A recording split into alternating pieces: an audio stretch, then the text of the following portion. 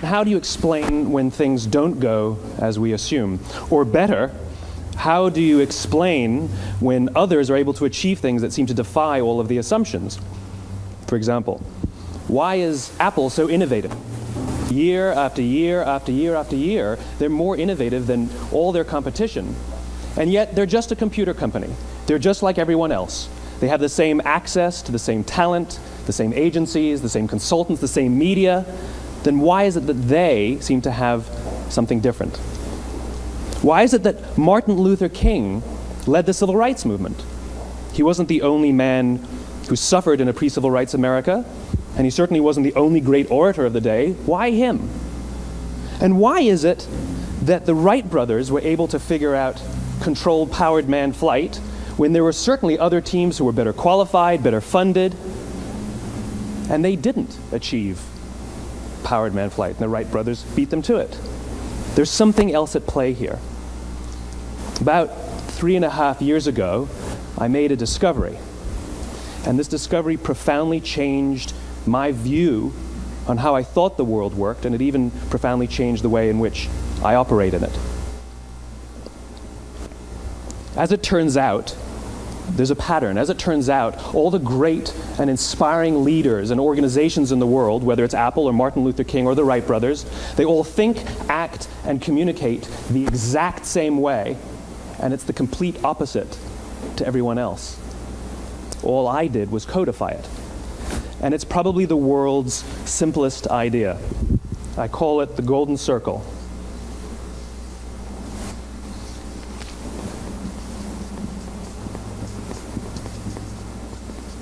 Why, how, what? This little idea explains why some organizations and some leaders are able to inspire where others aren't. Let me define the terms really quickly. Every single person, every single organization on the planet knows what they do, 100%. Some know how they do it, whether you call it your differentiating value proposition or your proprietary process or your USP.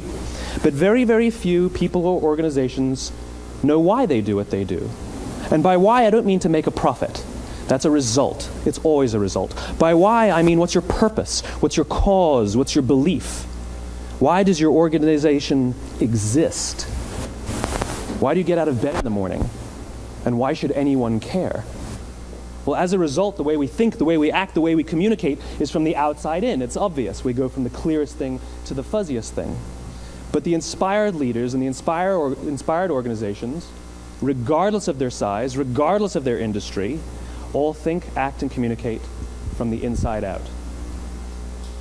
Let me give you an example. I use Apple because they're easy to understand and everybody gets it. If Apple were like everyone else, a marketing message from them might sound like this: we make great computers. They're beautifully designed, simple to use, and user-friendly. Want to buy one? Meh. And that's how most of us communicate. That's how most marketing is done, that's how most sales is done, and that's how most of us communicate interpersonally. We say what we do, we say how we're different or how we better, and we expect some sort of behavior, a purchase, a vote, something like that. Here's our new law firm. We have the best lawyers with the biggest clients. We have, we always perform for our clients, do business with us. Here's our new car. It gets great gas mileage. It has, leather seats. Buy our car. But it's uninspiring. Here's how Apple actually communicates. Everything we do, we believe in challenging the status quo. We believe in thinking differently. The way we challenge the status quo is by making our products beautifully designed, simple to use, and user-friendly. We just happen to make great computers. Want to buy one? Totally different, right? You're ready to buy a computer from me. All I did was reverse the order of the information. What it proves to us is that people don't buy what you do, people buy why you do it. People don't buy what you do, they buy why you do it. This explains why every single person in this room is perfectly comfortable buying a computer from Apple. But we're also perfectly comfortable buying an MP3 player from Apple, or a phone from Apple, or a DVR from Apple. But as I said before, Apple's just a computer company. There's nothing that distinguishes them structurally from any of their competitors. Their competitors are all equally qualified to make all of these products. In fact, they tried. A few years ago, Gateway came out with flat-screen TVs. They're eminently qualified to make flat-screen TVs. They've been making flat-screen monitors for years. Nobody bought one.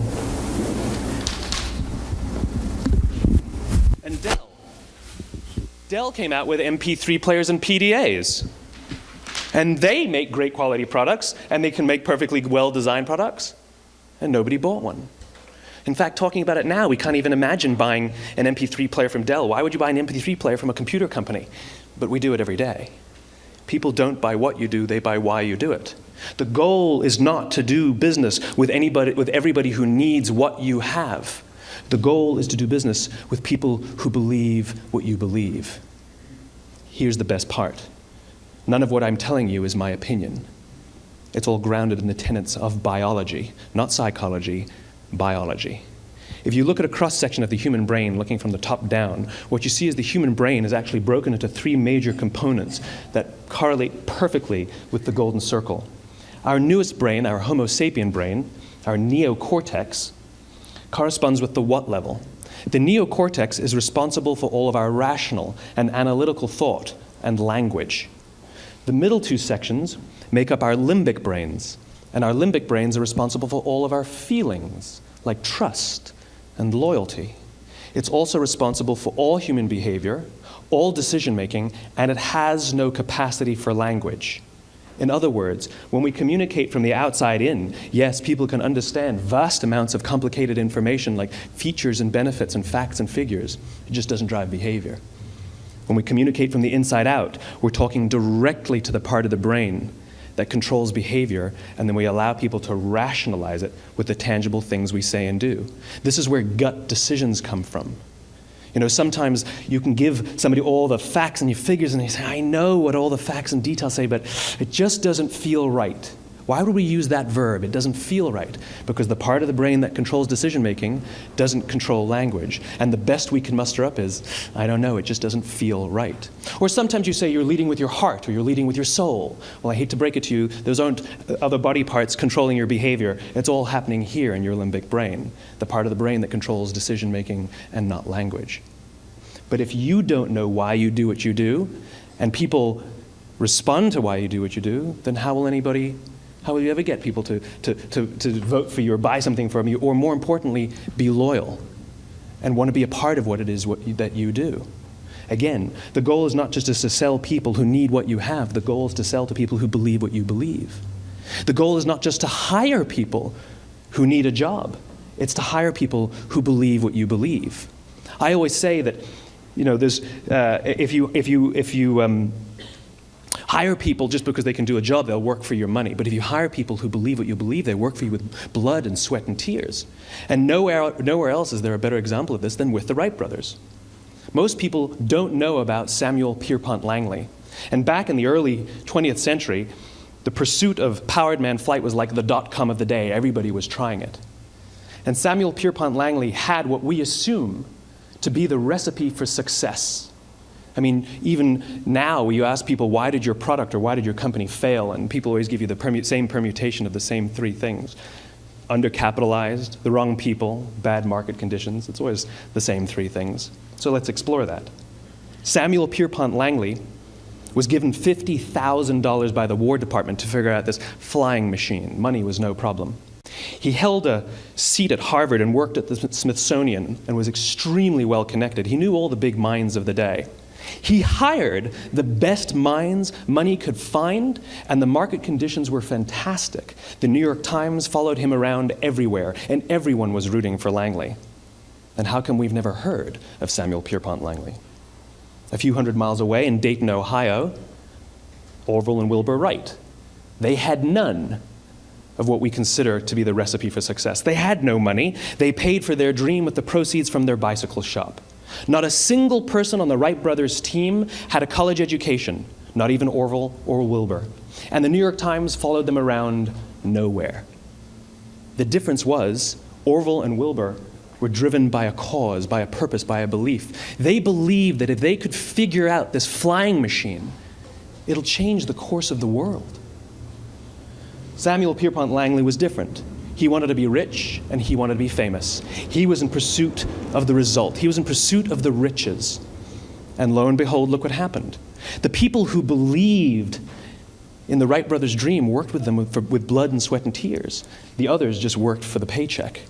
And they tell stories of how every time the Wright brothers went out, they would have to take 5 sets of parts because that's how many times they would crash before they came in for supper. And eventually, on December 17th, 1903, the Wright brothers took flight. And no one was there to even experience it. We found out about it a few days later. And further proof that Langley was motivated by the wrong thing, the day the Wright brothers took flight, he quit. He could have said, "That's an amazing discovery, guys. Now we'll improve upon your technology." But he didn't. He wasn't first. He didn't get rich. He didn't get famous. So he quit. People don't buy what you do, they buy why you do it. And if you talk about what you believe, you will attract those who believe what you believe. Well, why is it important to attract those who believe what you believe? Something called the law of diffusion of innovation. And if you don't know the law, you definitely know the terminology. The first 2.5% of our population are our innovators. The next 13.5% of our population are our early adopters. The next 34% are your early majority, your late majority, and your laggards. The only reason these people buy touch-tone phones is because you can't buy rotary phones anymore. We all sit at various places at various times on the scale, but what the law of diffusion of innovation tells us is that if you want mass market success or mass market acceptance of an idea, you cannot have it until you achieve this tipping point between 15 and 18% market penetration, and then the system tips. And I love asking businesses, what's your conversion on new business? And they love to tell you, oh, it's about 10%, proudly. Well, you can trip over 10% of the customers. We all have about 10% who just get it. That's how we describe them, right? That's like that gut feeling, oh, they just get it. The problem is, how do you find the ones that just get it before you're doing business with them versus the ones who don't get it? So it's this here, this little gap, that you have to close, as Geoffrey Moore calls it, crossing the chasm. Because you see, the early majority will not try something until someone else has tried it first.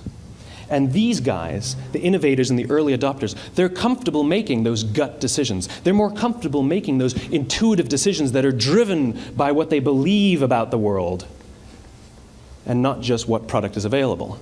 These are the people who stood online for 6 hours to buy an iPhone when they first came out, when you could have just walked into the store the next week and bought one off the shelf. These are the people who spent $40,000 on flat screen TVs when they first came out, even though the technology was substandard.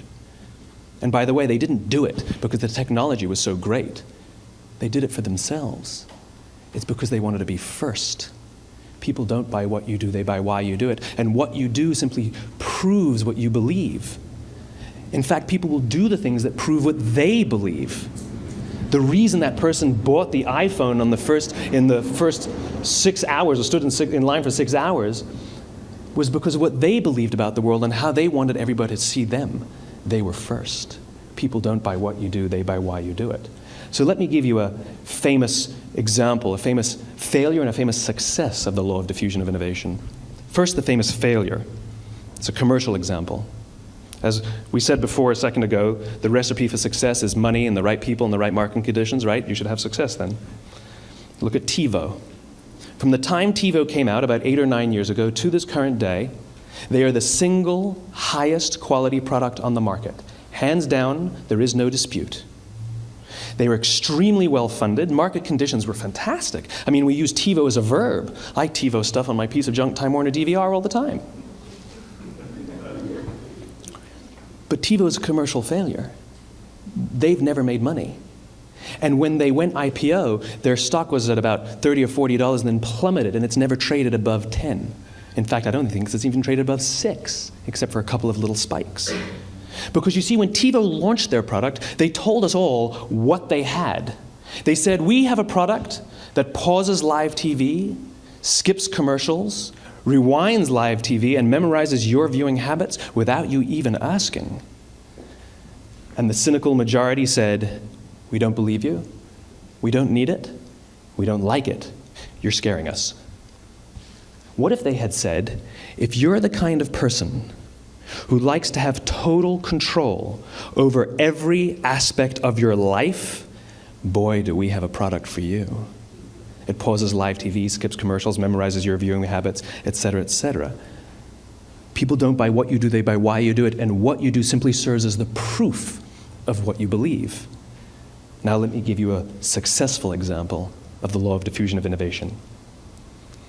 In the summer of 1963, 250,000 people showed up on the Mall in Washington to hear Dr. King speak. They sent out no invitations, and there was no website to check the date. How do you do that? Well, Dr. King wasn't the only man in America who was a great orator. He wasn't the only man in America who suffered in a pre-civil rights America. In fact, some of his ideas were bad. But he had a gift. He didn't go around telling people what needed to change in America. He went around and told people what he believed. I believe, I believe, I believe, he told people. And people who believed what he believed took his cause and they made it their own, and they told people. And some of those people created structures to get the word out to even more people. And lo and behold, 250,000 people showed up on the right day, on the right time to hear him speak. How many of them showed up for him? 0. They showed up for themselves. It's what they believed about America that got them to travel on a bus for 8 hours to stand in the sun in Washington in the middle of August. It's what they believed, and it wasn't about black versus white. 25% of the audience was white.